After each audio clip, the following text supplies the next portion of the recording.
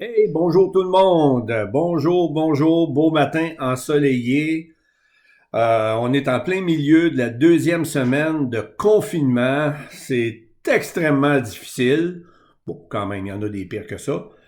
Je ne sais pas si vous avez lu ce matin, prenez le temps de lire le Soleil, le journal Le Soleil, qui est malheureusement pas publié papier, mais qui est en ligne ce matin.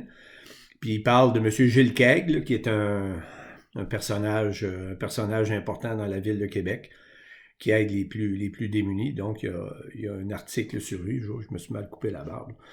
Il y a un article sur lui, donc c'est très intéressant. Mais aujourd'hui, écoutez, c'est une journée spéciale. On est le 25 mars. C'est un anniversaire particulier. C'est un anniversaire vraiment important. Probablement pas ce que vous pensez d'ailleurs. En fait, il y a un peu plus de 2000 ans. On retourne à l'an -1, donc un petit peu avant le Christ. On est le 25 mars de l'an -1. C'est 9 mois en réalité avant la naissance du Christ, hein, si on fait le calcul comme il faut. Marie et Joseph sont dans la maison, ils besognent, ils font leurs petites choses normales.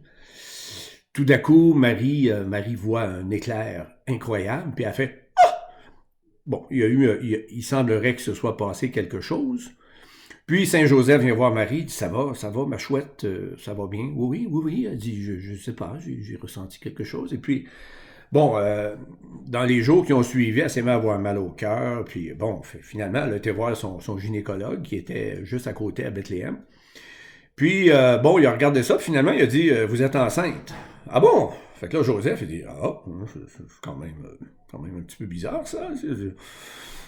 Ça faisait probablement quelques jours qu'il était abstinent, et puis quelques jours, quelques mois, je dirais, parce qu'il faisait chaud, l'été commençait dans ce coin-là.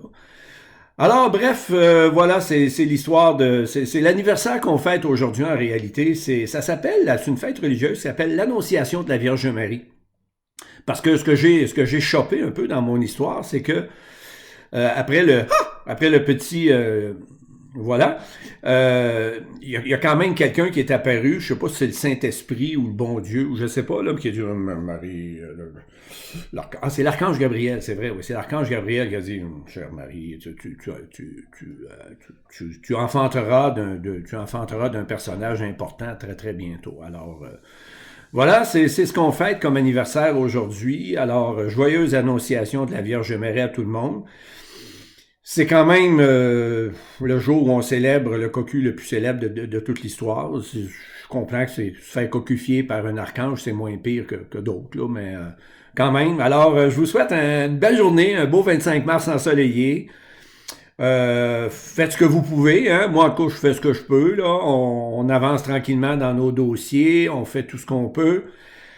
Je m'ennuie énormément de vous. Je m'ennuie de la présence, puis je pense que tout le monde, on est pareil. On est une gang formidable. Je m'ennuie de la proximité de vous tous, de ces magnifiques liens professionnels et personnels que nous pouvons tenir, que nous pouvons exercer au bureau.